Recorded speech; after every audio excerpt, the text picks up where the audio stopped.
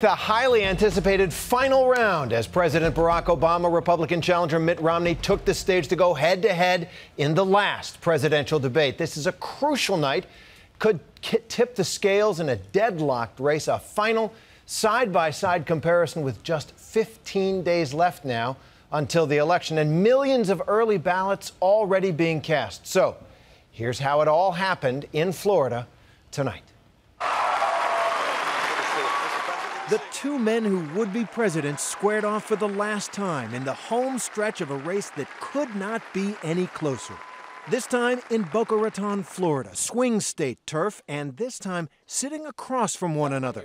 You could sense the urgency of the moment. You thought it should have been 5,000 troops? I thought it should have been more troops. But you know what? The answer was we got no troops through whatsoever. Leadership, the real issue in every presidential debate. And tonight, President Obama launched a direct attack on whether Mitt Romney is ready to be leader of the free world. Here's one thing I've learned as commander-in-chief. You've got to be clear, both to our allies and our enemies, about where you stand. Romney said Obama is simply not demonstrating presidential leadership. Attacking me is not talking about how we're going to deal with the challenges that exist in the Middle East. Neither one of these candidates ever served in the U.S. military, and that hasn't happened since Franklin Roosevelt faced Thomas E. Dewey in 1944. But in this dangerous and uncertain world, they tried to out-tough each other all night long. Romney accused the president of undermining American strength by not spending enough on defense. Our Navy is smaller now than any time since 1917. The Navy said they needed 313 ships to carry out their mission. We're now down to 285. Obama brusquely dismissed Romney as a clueless neophyte in national security. Well, Governor, we also have fewer horses and bayonets because the nature of our military's changed. And so the question is not a game of battleship where we're counting ships. It's what are our capabilities? Romney's overall point? Obama has presided over an era of American weakness that began in his first days in office on what Romney calls an apology tour. You said that on occasion America had dictated to other nations. Mr. President, America has not dictated to other nations. We have freed other nations from dictators. Obama's response, Romney is a shallow and unserious foreign policy candidate. If we're going to talk about trips that we've taken, when I went to Israel as a candidate, I didn't take donors. I didn't attend fundraisers. I went to Yad Vashem. Country after country, crisis after crisis, they slugged it out. Flashpoint, Iran. Another war in the Middle East. That awful possibility looms over this election. With news breaking over the weekend that the Obama administration is seeking one-on-one talks with Iran to avoid war, the nuclear standoff dominated part of the debate tonight. The president offered a dramatic contrast. When I came into office, the world was divided. Iran was resurgent.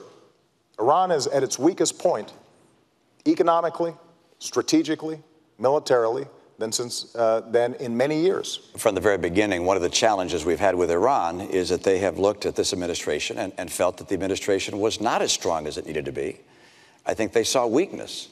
Flashpoint, Iraq, a hugely unpopular war, a strategic blunder. President Obama seemed to surprise Romney by arguing that he wanted to keep fighting it. The challenge we have, I know you haven't been in a position to actually execute foreign policy, but every time you've offered an opinion, you've been wrong. You said we should have gone into Iraq, despite the fact that there were no weapons of mass destruction. You said that we should still have troops in Iraq to this day. Romney struggled to answer. With regards to Iraq, you and I agreed, I believe, that there should have been a status of forces agreement. Oh, you didn't want a status of forces agreement? No, what I would not have done is left 10,000 troops in Iraq that would tie us down. That certainly would not help us in the Middle East. I'm sorry, you actually, there was an effort on the part of the president to have a status of forces agreement, and I concurred in that and said that we should have some number of troops that stayed on. Flashpoint, Osama bin Laden and al-Qaeda. 11 years after the 9/11 attacks, terrorism and how to fight it remains a crucial presidential responsibility in the 21st century. President Obama rides high in the polls on this issue for one big reason. Tonight, I can report to the American people and to the world that the United States has conducted an operation that killed Osama bin Laden, the leader of al-Qaeda. Tonight, the president practically boasted and slammed Romney. When it comes to going after Osama bin Laden. You said, well, any president would make that call. But when you were a candidate in 2008, as I was, and I said if I got bin Laden in our sights, I would take that shot, you said we shouldn't move heaven and earth to get one man. Mitt Romney tried to undermine the president's bin Laden triumph with a blunt line.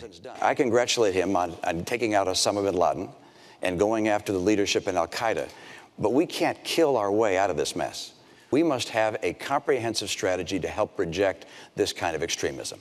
At the end, both men had probably achieved some of what they'd come to do: project strength, demonstrate competency, and get the debate out of the way so they can refocus on domestic issues where this election will be decided.